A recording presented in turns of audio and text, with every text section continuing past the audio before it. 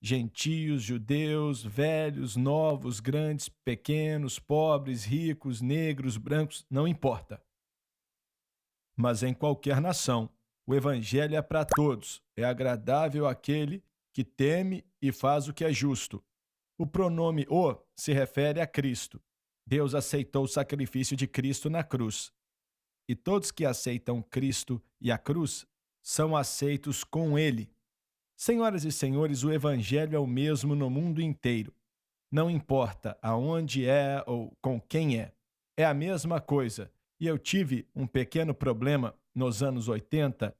Íamos para países diferentes, nacionalidades diferentes, para cruzadas. E às vezes os missionários, não era sempre, alguns ali amavam a Deus, mas alguns diziam: eles não vão te aceitar.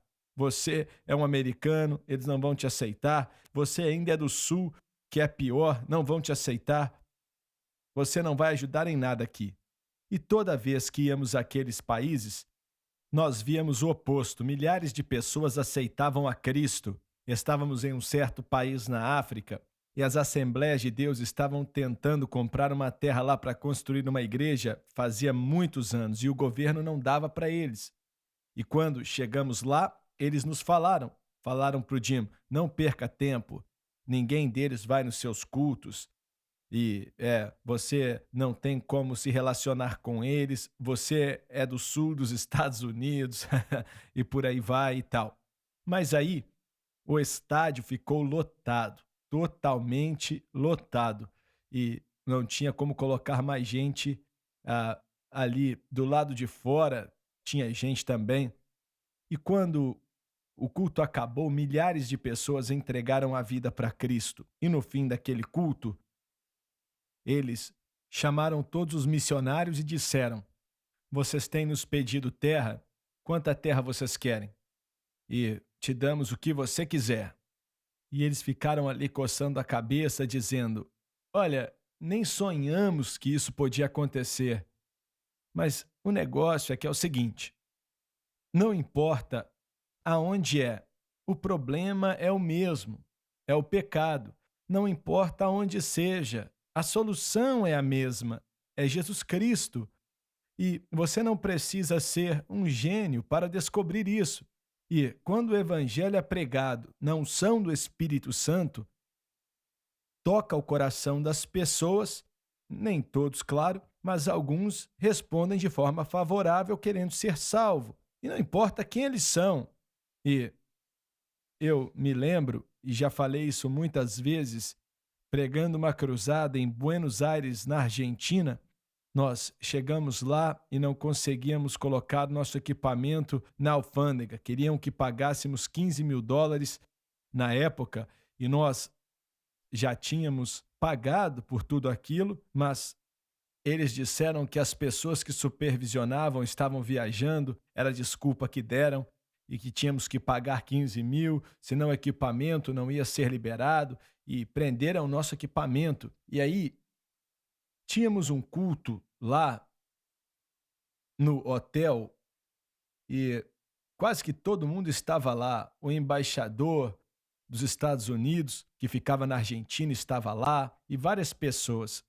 Eu lembro que o Senhor falou comigo sobre pregar sobre o Espírito Santo, e eu pensei: isso não é de Deus, isso é algo da minha cabeça. E esse povo não sabe nada do Espírito Santo, mas o Espírito Santo falou comigo: pregue sobre esse tópico. E eu falei para o intérprete sobre a passagem que eu ia usar, e o Espírito Santo veio sobre aquele lugar como chuva naquele dia. Olha, estava forte a presença e as pessoas choravam, louvavam a Deus. E uma mulher veio até a minha direção e, pela forma que ela se vestia, ela tinha muito estilo e dava para ver que era alguém importante. E uma mulher muito amável. E ela chegou perto de mim, com as lágrimas rolando em seu rosto e a maquiagem toda borrada, e ela falou: Reverendo Swagger, me disseram que você está com dificuldades de colocar seu equipamento para dentro. Aí eu olhei para ela e respondi assim: é verdade, mas como é que você sabe disso? E ela disse: eu acho que posso te ajudar. E eu falei: olha, o que você pode fazer? E ela disse: Olha, o meu irmão é o presidente. Aí eu falei: O presidente do quê? E ela falou: O presidente da Argentina. E eu falei: Sério, é? Ela falou: Sim.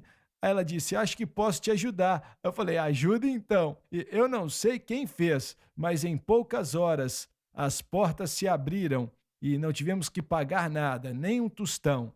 Mas essa mulher era muito educada e muito rica, com muito estilo, mas o evangelho foi tão real para ela como foi para alguém que estava pedindo esmolas na rua para comprar um hambúrguer ou algo para comer. Porque o problema é o pecado e a solução é Cristo. E ela precisava daquilo. Ela precisava do evangelho, mesmo tendo todas as outras coisas. Exatamente.